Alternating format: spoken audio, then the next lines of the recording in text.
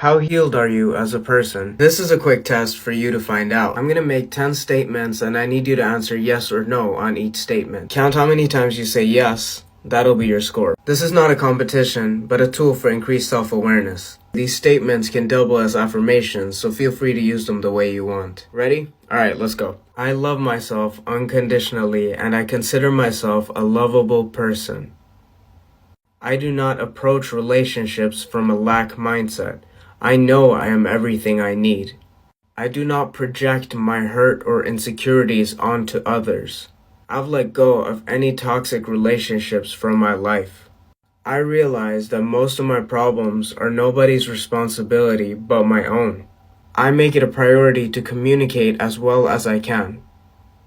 I have boundaries and I'm not afraid to say no. When a problem arises, I try to find solutions. I truly feel deserving of positive experiences. I am open to receiving love.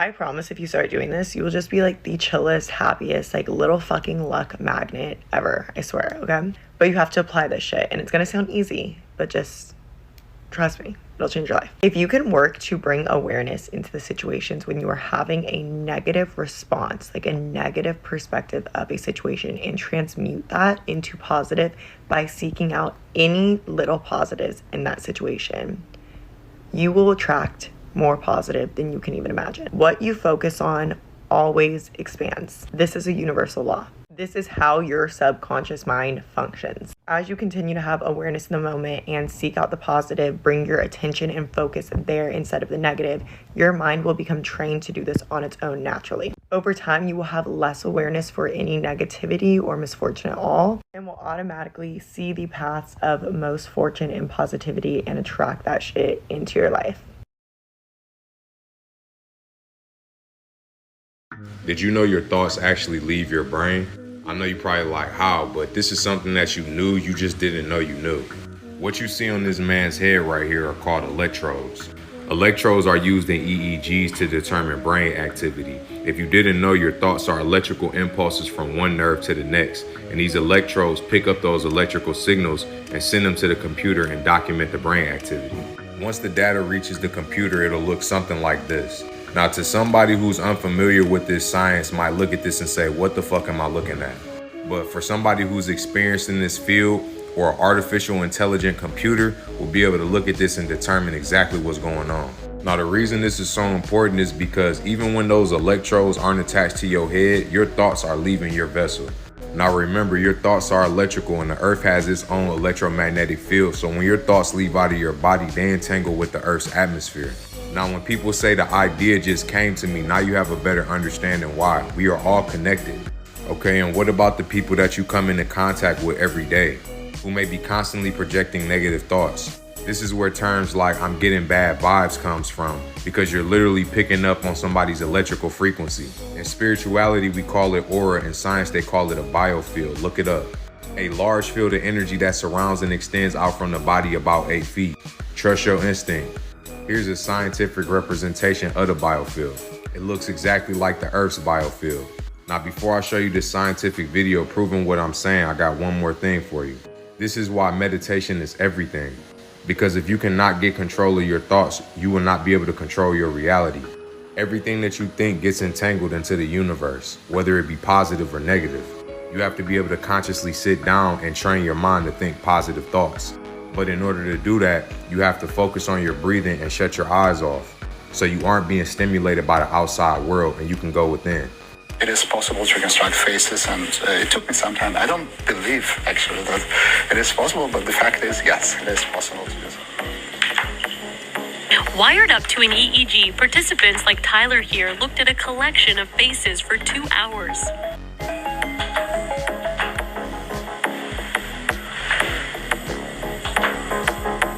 So this is a look at his brain activity. In this are bits of information about the faces that he's seeing. Exactly. One more face. Researchers fed thousands of pictures into machine learning software.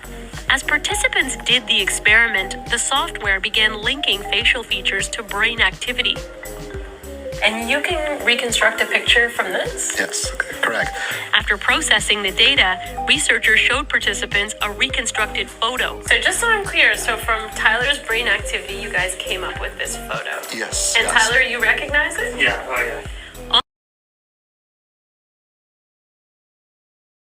For the first time in my life, I don't feel the need to be with anyone. I don't have my eyes on anyone. I'm not in the mood. I don't have enough stamina for it right now. And I'm totally fine with that. 5 lies that toxic spiritual TikTok made you believe. Number one that I see a lot on spiritual TikTok is that you have to meditate every day. Meditating is an amazing practice, but you do not have to do that every day. And just because you don't do that every day does not mean you're not spiritual. Number two is that you have to think positive thoughts. If not, they will manifest itself into reality. First of all, that's complete bullshit. You can have negative thoughts or whatever. It doesn't really matter. What matters the most is what do you do with those emotions? What do you do with those thoughts? On Earth, there is such a thing as duality. So to get positive, you need negative or vice versa. And every thought will not manifest itself instantly. 3, that spirituality looks a certain way. Spirituality is very, very unique to each person. Everybody's journey is gonna look different. So just because your journey looks different than someone else's doesn't mean that person is more spiritual or you're less spiritual or vice versa. Everything you do is spiritual because you are a spiritual being. Number 4, that you have to eat absolutely healthy or be vegan. At the beginning of my journey, I thought that I needed to be vegan and eat only raw foods, and actually it hurt me more than doing good to my body. I became extremely skinny, super exhausted, and very sick. Obviously, there is a lot of research behind eating healthy, but it isn't about always eating healthy, it's about balance. So eat whatever will make you and your mind feel good. And if that means eating a chocolate bar or a bag of chips here and there, then fucking do it. And number 5, that you need to stop doing certain things like listen to rap music or drink alcohol because it will lower your vibration. Let me tell you right now that humans are way stronger than anything else. Your mind holds all of the power. So if you think that it will lower your vibration, then it'll probably lower your vibration. But that's because you're giving it the power. You are more powerful than alcohol, whatever you eat, and music. As long as you're gentle with yourself and you understand that you're extremely powerful and that you always do whatever is good for you, then trust me, you're on the right path. I'm gonna warn you about something that's gonna happen to you more and more as you spiritually awaken. Be aware of this. You know what happens when someone becomes really rich really quickly? A lot of people start to show up in that person's life just for their money. Fake friends, yes man, you name it. Now similarly, as you spiritually awaken and you align yourself, you're gonna have a lot of people appearing out of nowhere in your life just to suck your energy. And it's your responsibility to hold stronger boundaries. Your energy is your currency, your most valuable asset. 3 warning signs that the universe will give you to let you know that you are out of alignment. Number 1, you will find yourself always fighting with people. You will feel like you are constantly at war with others and that you just want to pick them apart and be extremely critical, causing you to get into fights with them. Number 2, you will face obstructions. Now what I mean by obstructions is that you could, let's say, plan a date with somebody and it never happens. Like you keep trying to plan a date with somebody and it keeps flopping, and then you reschedule and it keeps flopping. It's like you and this person cannot get on the same page, and it's almost like something bigger does not want you to hang out with this person. Number 3, You are constantly experiencing uncomfortable emotions like laziness, agitation, fear, anxiety. You are also noticing that you are radiating these emotions, but others and every single person you come into contact with is radiating those emotions as well. It's like everybody just has a giant rain cloud. 3 ways the universe speaks to you. 1. Car problems. Car issues ranging from engine and electrical problems to flat tires and car accidents. 2. House problems. House issues such as plumbing, electrical, structural, and certain things breaking down. 3. Health problems.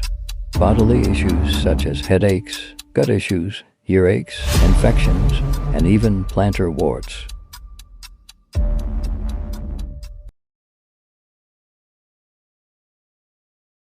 People who don't have children, women who don't give birth, men who choose never to father children, there is a high probability that a person who dies without leaving a child behind is actually on their last reincarnation. And the reason being is once the life is over, once the body and the soul separate, and once there's the removal of the focus of the soul from the physical reality, there is really this withdrawal of energy and this completion, if you will. So a soul that is complete with this reality would most likely prefer to not leave children behind, because that binds the energy, that creates connection. Now, people who are in their last life also can have children. There's no one rule covers it all. People who are in their last incarnation can have children. However, here's what's so interesting. The people who are on their last life and then move on to other dimensions, the soul continues and continues to create and grow through other experiences and dimensions. The imprint that strengthens the offspring, that sense of connection, that sense of family, that sense of belonging, is actually weakened for the offspring. Their subconscious feels the missing energy, the withdrawal of the parental energy from this dimension.